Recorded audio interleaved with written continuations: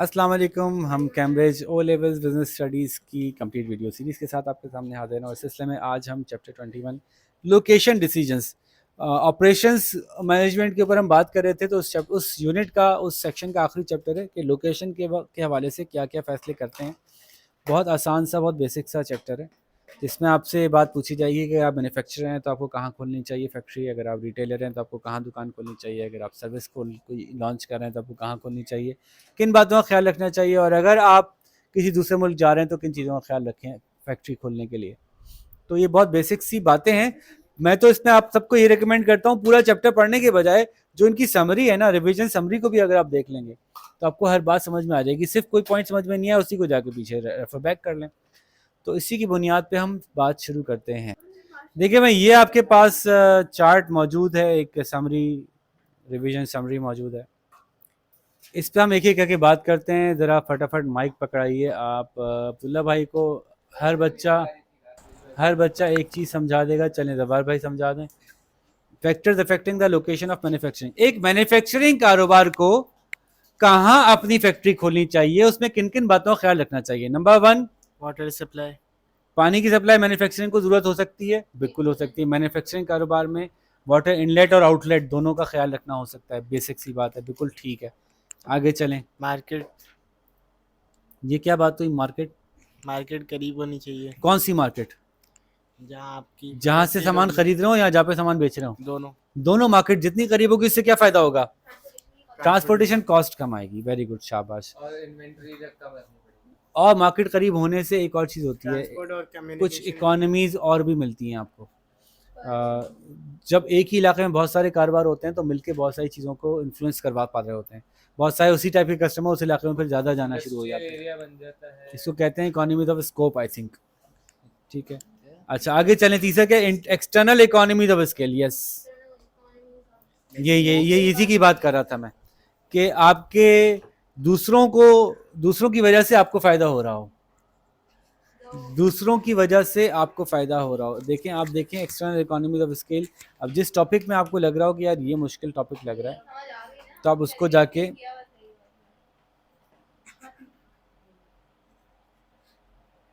जिस जगह एक जैसे बहुत से कारोबार लोकेटेड होते हैं उस जगह पे कारोबार खोलने से आपको फ़ायदा क्या होता है कि आपको वो सारी सर्विसेज एक ही जगह मिल जाती हैं।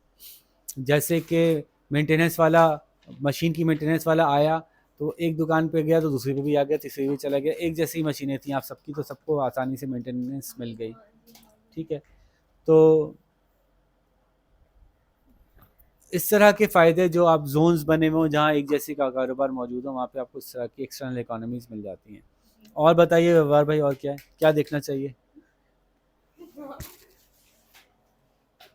और जो है पावर। क्या मतलब पावर? बिजली वगैरह। सिर्फ बिजली? बिजली गैस। बिजली गैस और भी कुछ हो सकता है पावर में? कोयला? बास कंपनीज जो हैं वो कोयले से हीट करती हैं, अपनी एनर्जी खुद बनाती हैं। बिजली गैस कोयला वोयला ये सब चीज़ें जो भी आपकी पावर की नीड है वो देख लेना चाहिए कि जिस इलाके में आप खोल रहे हैं वहाँ पे मिलेगी कि नहीं मिलेगी और किस रेट पे मिलेगी। आगे चलें। गवर्नमेंट इन्फ्लुएंस रेगुलेशंस और ज़्यादा होनी ग्रांट्स। चाहिए, कम होनी चाहिए? गवर्नमेंट की रेगुलेशंस कम होनी चाहिए, ग्रांट्स ज़्यादा होनी चाहिए। लेकिन अगर आप फाटा में रहते हैं तो आप कहते हैं भाई वो इलाका ढूंढो जहाँ गवर्नमेंट की रेगुलेशन ज़्यादा हो ताकि दूसरे लोग आपको तंग ना करें। बाद ऐसे एरियाज होते हैं जहाँ लॉलेसनेस इतनी होती है कि आप देखते हैं कि भाई गवर्नमेंट का रेगुलेटेड एरिया देख लो, कम से कम अमन अमान तो होगा। हर रोज़ मेरे बंदे उठा के ले जाते हैं, गोलियां मार के चले जाते हैं, यहाँ पे खत छोड़ के चले जाते हैं, इतने पैसे दो वरना तुम्हें मार देंगे। तो गवर्नमेंट की लॉ एंड ऑर्डर की सिचुएशन उनको ज़्यादा ज़रूरी लगती है बनस्बत उनकी कॉस्ट उनको ज़्यादा महंगी नहीं लगती। बहरहाल ये तो बहुत आगे की बात चली गई। हम बात कर रहे थे कि आपको देखना चाहिए कि रेगुलेशंस मुश्किल कम हो, आसान ज़्यादा हो। ठीक है, आगे चलें। Production methods. ये क्या बात हुई? प्रोडक्शन मेथड क्यों देखेंगे लोकेशन के वक्त? भाई जॉब प्रोडक्शन, हाथ में पकड़े ना माइक, आवाज़ नहीं आ रही। हमारे 3 मेथड्स होते हैं ना, जॉब प्रोडक्शन, बैच प्रोडक्शन और फ्लो प्रोडक्शन। तो अब लोकेशन देखेंगे कि अगर आपको फ्लो प्रोडक्शन करनी है तो उसके लिए आपको बहुत बड़ी जगह चाहिए होगी, इसमें आप पूरी असेंबली लाइन का सेटअप कर सकें। लेकिन अगर जॉब प्रोडक्शन करनी है तो एक कमरे के अंदर भी हो सकती है। जी, प्रोडक्शन मेथड्स देखे जाएंगे कि उसके ऊपर आपको किस तरह का रिसोर्स चाहिए, उसके हिसाब से आप डिसाइड करेंगे। ठीक है, बात समझ में आती है। और क्लाइमेट, क्लाइमेट से क्या फ़र्क पड़ेगा? जैसे आपकी सीमेंट बनाने की कंपनी है तो वहाँ वो आप जो है किसी रेनी लोकेशन पे नहीं खोल सकते। हाँ, किस तरह की क्लाइमेट में किस तरह का बिजनेस आसानी से चल सकता है ये देखना पड़ेगा आपको। सारा साल चलाना है, बर्फीले इलाके में खोल दिया, वो बंद हो गई फैक्ट्री, पड़ी बहुत बर्फबारी हो गई है, अब काम नहीं चल रहा। तो आपको ये सब कुछ देखना पड़ेगा कि आपका वर्किंग आवर्स क्या हैं, किस तरह की मौसम में आप ज़्यादा सूट करता है आपकी प्रोडक्शन होना, तो ज़ाहिर है आप उस मौसम में करेंगे। ठीक है, ये अगली बात क्या है? Personal preferences of the owners of क्या मतलब हुआ?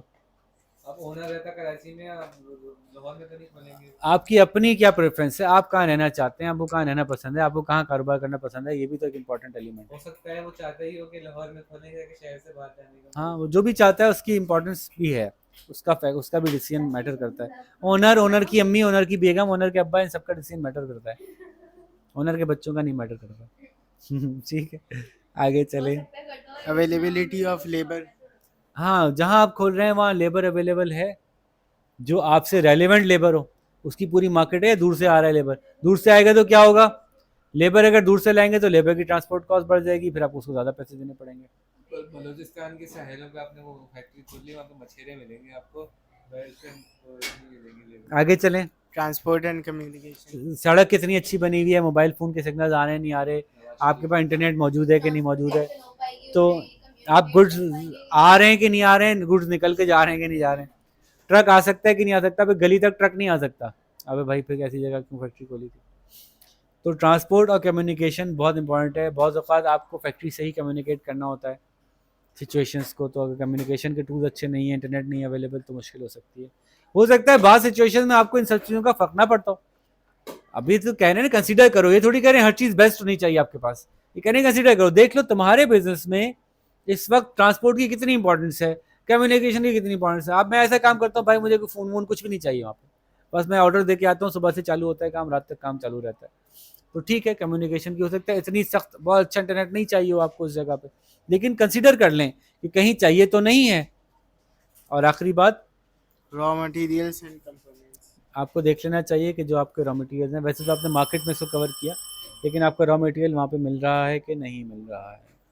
ठीक है जी भाई, नेक्स्ट जी हो गया। अगर आप कोई सर्विस सेक्टर खोलना चाहते हैं तो आपको किन बातों का ख्याल रखना चाहिए? कमोबेश यही बातें हैं, लेकिन जाहिर है फैक्ट्री के हिसाब से लेबर शेबर देखना है। सर्विस सेक्टर को सर्विस सेक्टर के हिसाब से, अब सर्विस सेक्टर में आप सोच सकते हैं कि मैं कोई बार्बर की शॉप खोल रहा हूँ, मैं कोई होटल रेस्टोरेंट खोल रहा हूँ, मैं कोई हॉस्पिटल खोल रहा हूँ, मैं कोई सॉफ्टवेयर हाउस खोल रहा हूँ, मैं कोई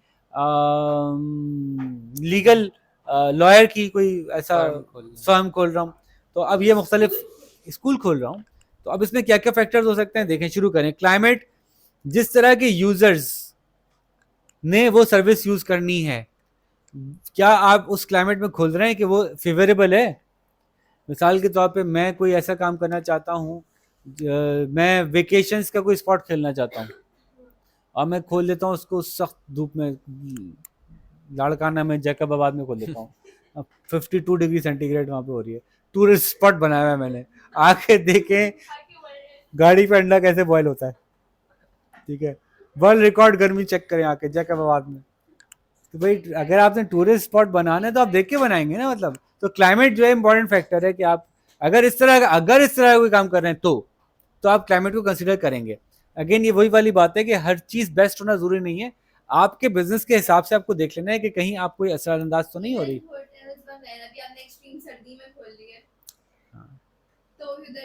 नहीं आएंगे, या फिर आप हैं ही, आपकी पर्सनल प्रेफरेंस ही ये थी, आप रहते ही कालाम में थे तो आपने कहा चलो यही होटल खोल लेता हूँ, फिर तो चलो बात समझ में आती है।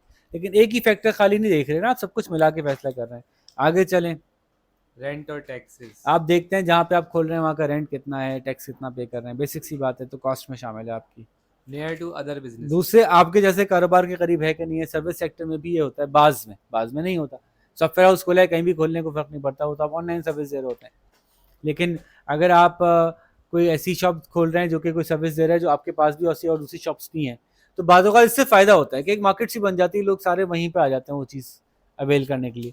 बाज़ औक़ात इसका उलट नुकसान होता है कि एक ऐसी मार्केट में जहाँ पे कि कहीं भी बार्बर शॉप नहीं आपने खोल ली, तो फिर वहाँ के लोगों को आपने कैटर करना शुरू कर दिया, आपको ज़्यादा प्रॉफिट होगा बनस्बत इसकी कि लाइन से 15 बार्बर शॉप्स खुली हैं, उनमें से भी आपने एक भी बार खोल ये ली। होता है किसी का कुछ नहीं हो, कोई और लेके दे दे उसको, आपस में शेयर कर लें।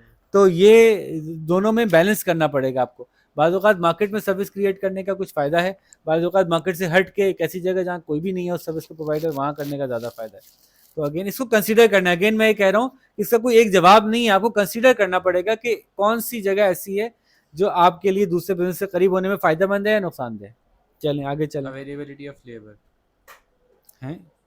कहाँ चलेगा? अच्छा नीचे आ गए आप इस 3 ऊपर की, 1 नीचे आ गए। वो जी, जो आपने सर्विस में बंदे हायर करने थे वो वहाँ अवेलेबल भी हों, वरना फ़ायदा कैसे होगा? चलेगा कैसे कारोबार? टेक्नोलॉजी आपको ये देखना है कि जिस तरह की आप सर्विस देना चाहते हैं, उस तरह की टेक्नोलॉजी उस मुल्क, उस इलाके, उस शहर, उस गाँव, उस देहात में मौजूद है कि नहीं है। इंटरनेट आप जो है वो सर्विस नेट कैफ़े खोलना चाहते हैं दिलावर चाचू के गाँव में, तो वहाँ पे आप फँस जाएँगे, हाई स्पीड इंटरनेट मौजूद नहीं है, तो आप वो सर्विस कैसे प्रोवाइड कर सकेंगे? तो जो सर्विस आप प्रोवाइड करना चाहते हैं, उसका इंफ्रास्ट्रक्चर अवेलेबल है कि नहीं है? सिर्फ़ टेक्नोलॉजी ही नहीं, कस्टमर नहीं है, चलो वो तो दूसरी तरफ चले गए। आपके पास बैकएंड सपोर्ट भी नहीं है। आगे चलें। पर्सनल प्रेफ़रेंस वही वाली आ गई। Customers personal preference of owner भी आ गई और फिर कस्टमर अवेलेबल हैं कि नहीं है। फिर कस्टमर दोनों तरह के आप देखेंगे, आपके डायरेक्ट कस्टमर्स और नॉन डायरेक्ट कस्टमर्स। ऐसे कस्टमर्स जो कि आपके बोर्ड को देख के आएँगे, आपकी प्रेज़ेंस को देख के आएँगे, और ऐसे कस्टमर्स जो डायरेक्ट कॉन्टैक्ट वाले नहीं हैं, वो भी आएँगे कि नहीं आएँगे? इंटरनेट टेलीफोन वाले जैसे ऑर्डर करके मंगा लिए जी। सामान, ई कॉमर्स अब सवाल है कि अगर आप उरूज बाजी को दे दें, अगर आप रिटेल का बिजनेस खोलते हैं तो आपको किन फैक्टर्स का ख्याल रखना चाहिए? अच्छा, कुछ फैक्टर इधर के उधर भी हो सकते हैं, जैसे कि पीछे वाले दोनों में सिक्योरिटी का लफ्ज़ नहीं आया। क्यों नहीं आया भाई? सिक्योरिटी इंपॉर्टेंट नहीं थी क्या? क्या मैन्युफैक्चरर के लिए सिक्योरिटी इंपॉर्टेंट नहीं है? क्या सर्विस प्रोवाइडर के लिए सिक्योरिटी इंपॉर्टेंट नहीं है? इंपॉर्टेंट। तो इन सबको ओवरलैपिंग समझें आप कि वहाँ भी ये भी वहाँ भी चिपका सकते हैं, इस वाली बात को यहाँ भी चिपका सकते हैं। केस टू केस डिपेंड करेगा। जब आप केस पूरा पढ़ेंगे तो आप बताएंगे हाँ ये फैक्टर भी यहाँ पे इंपॉर्टेंट है इस बंदे के लिए। हाँ, लेजिस्लेशन मैन्युफैक्चरिंग के लिए भी बहुत इंपॉर्टेंट है, यहाँ नहीं लिखा सर्विस के लिए भी है। सर्विस के लिए भी है, मैन्युफैक्चरिंग के लिए शायद सबसे ज़्यादा है। हाँ। खैर, रिटेलिंग के लिए लेजिस्लेशन यानी क्या कवानीन है, किस तरह से रिटेलिंग कर सकते हैं, किस तरह के प्रोडक्ट्स बेच सकते हैं, किस तरह के प्रोडक्ट नहीं बेच सकते, अल्कोहल बेच सकते हैं नहीं बेच सकते। हाँ, तो किस तरह की लेजिस्लेशन है, गन बेच सकते हैं, गोलियां बेच सकते हैं, अफीम चर्च बेच सकते हैं नहीं बेच सकते हैं। दुनिया के बहुत से मुल्क हैं ना जहाँ पे marijuana लीगल बिजनेस है, वहाँ पे बेच सकते हैं, खरीद सकते हैं। ठीक है, अच्छा जी, फिर आप ये देखते हैं कि रिटेल का बिजनेस है भाई, तो रिटेल को तो सबसे पहले फिजिकल शॉपर्स तो चाहिए ना, शॉपर्स आ रहे हो ना, अच्छे वाले शॉपर्स और बहुत सारे शॉपर्स, दोनों बातें लिखी हैं इसमें। अच्छे वाले का क्या मतलब हुआ कि वो शॉपर जो सिर्फ विंडो शॉपिंग के लिए नहीं आता बल्कि सामान लेके जाता है। ठीक है, वो शॉपर जो कि आपका डेडिकेटेड शॉपर है, उसको वो आप पे रिलाई करता है, आपकी रिटेल सर्विस पे रिलाई करता है, हर महीने रिटर्न आता है। और बहुत सारे शॉपर्स आने चाहिए, रिटर्न शॉपर्स आने चाहिए, आपके पास रिलायबल शॉपर्स आने चाहिए और बहुत सारे आने चाहिए। ये देख लें आप, अवेलेबिलिटी ऑफ सूटेबल वैकेंट दुकान है भी कि नहीं है, तो बिल्कुल बेसिक बात हो गई। शॉप्स नेयरबाई, आसपास आपसे रिलेटेड शॉप्स है नहीं है, शॉपिंग में ये बड़ा इंपॉर्टेंट है, लेकिन ये भी एक हद तक ही साइज डिपेंड करता है। फॉर एग्जांपल आपने कोई कपड़े की दुकान खोलनी है तो आसपास दूसरे कपड़े की दुकानें होंगी तो फ़ायदा होगा। क्यों? क्योंकि जब लोग कपड़ा लेने आएंगे तो एक ही मार्केट में आके सारा कपड़ा ले जाएंगे। अबाया की दुकानें, जहाँ अबाया की दूसरी दुकानें होंगी उनके आसपास ही खोल लें तो आपको फ़ायदा है ना। टोपी की दुकानें टोपी की दुकानों के पास ही खोल लें। लेकिन एक मॉल है लकी वन मॉल, उसमें सारी दुकानें हैं, अब उसके पास एक और मॉल खोल लें आप, तो वो मॉल कम चलेगा ना। वो खुद ही इतना बड़ा मार्केट प्लेस हो गया, इतना बड़ा मार्केट प्लेस हो गया कि वो खुद ही सारे के सारे कस्टमर को कैटर कर रहा है, तो कहीं स्पिल ओवर कस्टमर निकल के आ नहीं रहे उसमें से। जबकि इम्तियाज़ के बराबर में खोलने में कोई फ़ायदा होता चेस को कि इम्तियाज़ में से स्पिल ओवर बहुत हैं, इतना भर जाते हैं कस्टमर उसमें कि लोग चढ़ के दूसरे को पे जाना पसंद करते हैं। तो बाहर आपको देखना है कि नियर बाय शॉप्स हैं कि नहीं है, कंपेटिटर्स चाहिए कि नहीं चाहिए, ये डिपेंड करेगा आपका किस तरह का बिजनेस है। आपको आपका ख्याल है कि आपके दूसरों के करीब खोलने से शॉपर्स अट्रैक्ट होंगे या नहीं होंगे, या आपको किसी ऐसी जगह खोलना चाहिए जो बिल्कुल नई जगह है। ये अगेन बिजनेस टाइप पे डिपेंड करता है। मैंने कहा ना रिटेल का बिजनेस है, किस क्या चीज़ बेच रहे हैं आप उस पर। जैसे कि आप पैम्पर्स बेचते हैं, आप खाली डायपर्स बेचते हैं, अब आसपास डायपर्स की 50 दुकानें और हैं, आपने भी खोल ली। उसके बजाय आप एक ऐसी जगह गए जहां रिटेल के दूसरे कारोबार थे, दाल चीनी बिक रही थी, आटा बिक रहा था वहां पे, और बहुत कुछ बिक रहा था, लेकिन डायपर की कोई दुकान नहीं थी, आपने डायपर की वहां खोल ली। तो नियर बाय आपके जैसे कारोबार नहीं थे, आपको ज्यादा फायदा हो गया, ऐसा भी हो सकता है। ये डिपेंड करता है कि किस तरह के कारोबार में आप हैं।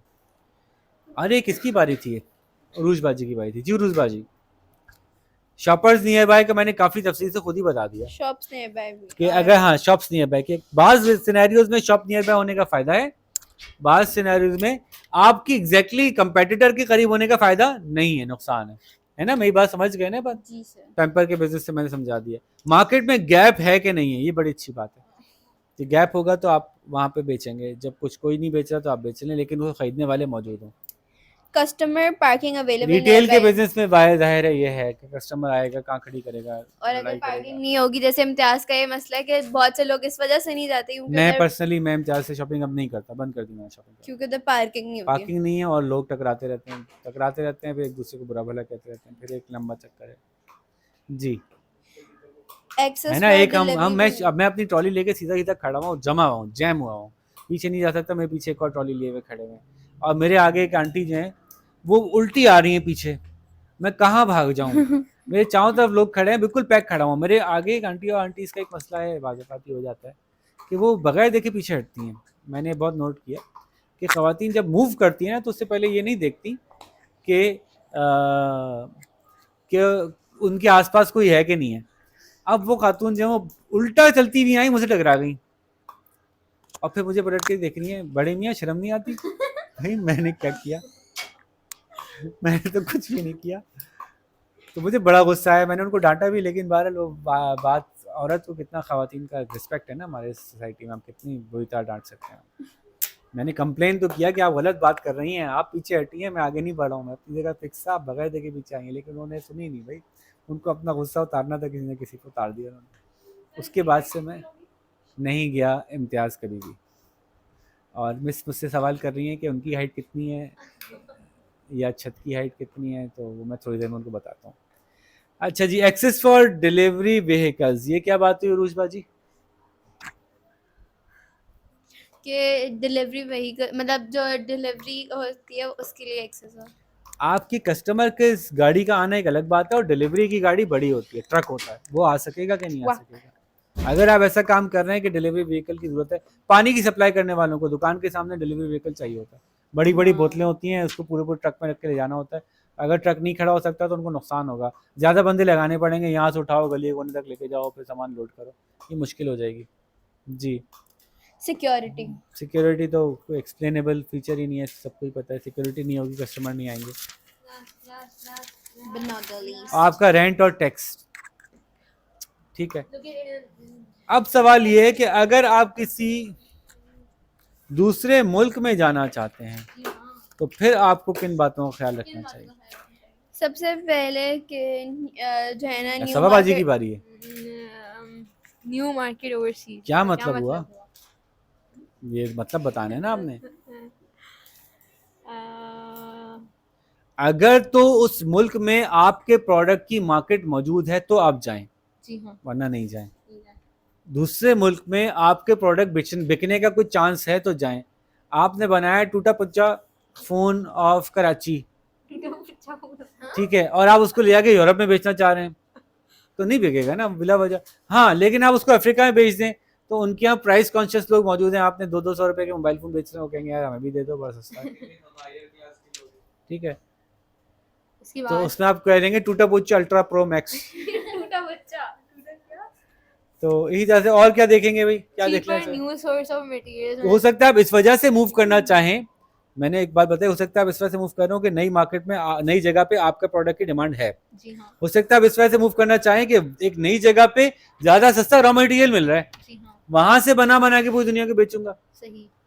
और की मूव करना चाहिए। हो सकता लोअर है रेंट्स वही बात। किसी ऐसी जगह मूव करें जहाँ किराए कम हो, गवर्नमेंट के टैक्सेस कम हो, रेट्स कम हो। अमेरिका से निकल निकल के लोग चाइना क्यों गए?